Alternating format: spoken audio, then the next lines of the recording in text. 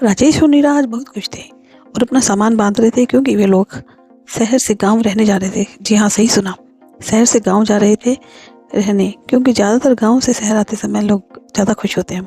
लेकिन उनके बेटा, बहू और बेटी उनके इस फैसले से खुश नहीं थे। वो उन्हें बहुत समझाने की कोशिश कर रहे थे। क्या ज़रूरत है गाँव में जाकर रहने की? यहाँ इतना बड़ा फ्लैट है, किसी भी चीज़ की कोई कमी नहीं है। आपके लिए नौकर भी लगा रखे हैं, इतनी सुविधाएं हैं, इतने अच्छे डॉक्टर हैं, तो क्यों आप लोगों ने गाँव जाने की जिद पकड़ी हुई है? ये कहकर उनका बेटा दिनेश उन्हें समझाने की कोशिश कर रहा था। लेकिन राजेश और नीरा ने तो पक्का इरादा कर लिया था। दिनेश की बात सुनते सुनते राजेश जी परेशान हो गए थे। अब उन्होंने बोल ही दिया, दिनेश बेटा हमें जाने दो, हमारा यहाँ शहर में मन नहीं लगता। लेकिन क्यों पापा, क्या परेशानी है आपको? राजेश अकेलेपन की। यह सुनकर दिनेश चुप हो गया। तुम कहते हो क्या कमी है आपको? इतना बड़ा घर है रहने के लिए। तुम और बहू तो विदेश में रहते हो, साल में दो साल में एक बार आते हो। घर में दो नौकर लगे हैं, लेकिन अब हम दो लोगों का काम ही कितना है? आखिरकार क्या है शहर में, बताओ? ऊंची ऊंची इमारतें, भीड़ भरी सड़कें या शॉपिंग मॉल, और क्या? अब यहाँ हमारा और रहने का मन नहीं करता।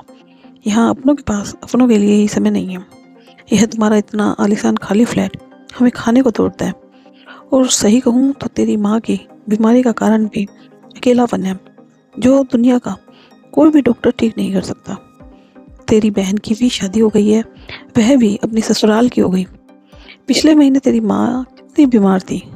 कई बार मैंने रुचि को बुलाया कुछ दिन माँ के पास रह ले, लेकिन बस 1 घंटे के लिए आई और हाल चाल पूछकर चली गई। लेकिन अब क्या कहूँ, उसमें उसकी गलती भी नहीं है। शादी के बाद तो लड़कियाँ अपनी घर गृहस्थी में ही बन जाती है, माँ बाप का कोई हक ही नहीं रह जाता उन पर। राजेश और नीरा पर बच्चों का बस नहीं चला और वह निकल गए गांव के लिए। दोनों बस में बैठे। जैसे ही शहर की भीड़ भाड़ खत्म हुई, खाली रास्ते और बड़े बड़े खेत दिखने लगे, नीरा पुरानी यादों में खो गई। उन्हें वह समय याद आ रहा था जब शादी के बाद वह अपने माँ बाप को कोस रही थी। क्या क्या सपने देखे थे। शादी के बाद तो गांव से छुटकारा मिलेगा, किसी ऐसे घर में शादी करेंगे माँ बाप जो शहर में होगा, फिर शहर में जाकर रहूँगे। लेकिन शादी की तो वही गांव के राजेश से। अब यही इसी गांव में पैदा हुई और यही मर जाऊंगी। शुरू शुरू में तो राजेश से भी अच्छे से बात नहीं करती थी। घर में भी सास और जेठानी से किसी से भी नहीं बना पाई। मजबूरी में सास ससुर ने ही राजेश को शहर में बसने के लिए कह दिया। और आज वो दिन है जब ये शहर ही नीरा को काटने को आता था। अब इस शहर में उसका दम घुटने लगा था। यहाँ की हवा विषैली लगने लगी थी। नीरा सोच रही थी, जब तक बच्चे छोटे थे जिंदगी उनकी देखभाल में ही गुजरती रही। लेकिन सच पूछो तो क्या किया इस शहर ने? मुझे भागती दौड़ती जिंदगी, गांव के इतने बड़े घर को छोड़ 2 कमरों का घर, बस हिसाब किताब और बिगड़े बजट को संभालने में ही पूरी जिंदगी गुजर गई। अब बच्चों को पढ़ा लिखा दिया, यही संतोष है। लेकिन सच कहूँ तो उससे भी क्या हुआ? बच्चे जितना ज़्यादा पढ़ते चले गए उतना ही दूर होते चले गए। उनके आने की खबर गांव में पहले से ही थी। सास ससुर तो अब रहे नहीं, लेकिन बड़े भैया भाभी वहीं थे। उनकी कोई संतान नहीं थी। नीरा के बच्चों को ही वे अपना मानते थे और उन्हीं पर ही प्यार लौटाते थे। नीरा फिर पुराने समय की यादों में खो गई। मेरे दोनों बच्चे गांव में ही हुए थे। उस वक्त कितनी सेवा की थी मेरी जेठानी ने, और मैं अपने बच्चों को उनसे दूर रखने की कोशिश करती थी, क्योंकि मैं गंवार थी ना, जो बांझ का साया भी नहीं पड़ने देना चाहती थी अपने बच्चों के ऊपर। कितनी शर्म आ रही है आज मुझे, कैसे सामना करूंगी उनका? यही सब मन में चल रहा था। और हम लोग घर पहुंच गए। भैया भाभी ने उनका पूरे प्यार और सम्मान के साथ स्वागत किया। दोनों बोले, बहुत अच्छा किया जो यहाँ रहने आ गए। इस उम्र में क्या रखा है शहर में? बोलते बोलते वो चुप हो गए। क्योंकि मैं थी ना सामने, मैंने कोई कमी थोड़ी ना छोड़ी थी भैया की बेइज्जती करने में। शायद उन्हें वही याद आ गया होगा। भाभी भी बहुत प्यार से मिली।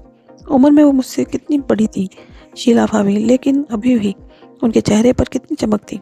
और मैं शहर में रह रही इतने साल, हमेशा पार्लर जाना, अपना ख्याल रखना, धूल मिट्टी से बिल्कुल ही दूर रहना, लेकिन फिर भी बेजान सा हो चला था। शरीर और चेहरे की लकीरें मुझे उम्र से ज़्यादा दिखाने लगी थी, या यूं कहें कि मेरे मन का जहर मुझे ही खाया जा रहा था। राजेश की भी मैं गुनहगार थी। उनको उनके परिवार से अलग कर दिया था मैंने। इसका एहसास तो मुझे बहुत साल पहले ही हो गया था। राजेश ने कभी मुझसे कुछ नहीं मांगा, हमेशा मेरी खुशी को ही प्राथमिकता दी। लेकिन मैंने क्या किया, सीधे साधे से गांव के सुरेश को यहाँ की अच्छी ज़िंदगी को छोड़कर शहर के जाल में जाकर फंसा दिया। कितनी मेहनत की वहाँ राजेश ने मुझे और अपने बच्चों को अच्छी ज़िंदगी देने के लिए। सच में बहुत अफसोस था मुझे इस बात का। मैं अगर जितना करती तो अपना कितना खुश रहते यहाँ गांव में, अपने घर में, अपने परिवार के साथ, अपने माँ बाप के साथ। गुनहगार तो मैं सबसे ज़्यादा अपने सास ससुर की थी, जो मैंने उनका बेटा उनसे दूर कर दिया था। सच कहूँ तो इसका एहसास तो मुझे तभी हो गया था जब मेरे बच्चे मुझसे दूर हुए। मैं तो संभाल ही नहीं पा रही थी अपने आप को। बच्चों की जुदाई और अकेलेपन ने तो मुझे पागल सा बना दिया था। अब क्या कहूँ, जो मैंने किया था वही सब समय ने मेरे सामने लाकर रख दिया। सच कहूँ तो असली गुनहगार तो मैं ही थी। अब कुछ दिन बीत गए थे वहाँ रहते रहते। वहाँ का वातावरण, ताज़ी हवा, अपनों का प्यार और लगाव सब ने असर दिखाना शुरू कर दिया था। नीरा की तबीयत पहले से काफ़ी बेहतर हो गई थी। 2 साल बीत गए उन्हें वहाँ। नीरा को जेठानी के रूप में बड़ी बहन मिल गई थी। कभी कभी बहुत अफसोस होता था उनके प्यार को वो पहले क्यों नहीं समझ पाई। शायद ये सब मैं पहले समझ जाती तो अफसोस करने को शायद कुछ रहता ही नहीं, न मैं इतने लोगों की गुनाहगार बनती। इसी बीच दिनेश के आने की खबर भी आ गई। मैं बहुत खुश थी। दिनेश इस बार गांव आया। छुट्टियों में वैसे तो वो कभी भी तैयार नहीं होता था जल्दी गांव आने के लिए, लेकिन अब हम यहीं रहने लगे तो वो भी आया बहुत सालों बाद। और सच पहले तो दिनेश और उसका परिवार गांव आने के लिए तैयार नहीं था, लेकिन यहाँ की शुद्ध हवा, पानी, बाग बगीचों, हरियाली ने मन मोह लिया था उनका भी। शहर में पले बड़े मेरे बच्चे गांव आकर बहुत खुश हुए और दिनेश मुझसे 2 साल बाद मिल रहा था। मुझे देखकर ही वह बहुत खुश हो गया। माँ, आप तो बहुत पहले से स्वस्थ और खुश लग रही हैं। हम विदेश में जब भी रहते थे और आप लोग जब शहर में अकेले रहते थे तो हमें हमेशा आपकी फिक्र लगी रहती थी, लेकिन जब आप यहाँ गांव में सबके साथ रह रही हैं पिछले 2 साल से, तो सच बताऊँ हम भी सुकून से हैं। आपके साथ साथ हमें भी बड़े पापा और मम्मी का प्यार मिल रहा है। मुझे तो एहसास ही नहीं था अभी तक उन्हें हमसे कितना लगाव है। सच असली मज़ा तो अपने परिवार के साथ ही है जीवन का। तो दोस्तों, कैसी लगी आपको ये कहानी?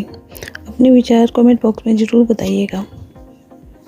और ऐसी ही कहानियों के लिए आप मेरे चैनल को आज ही सब्सक्राइब कीजिए। धन्यवाद।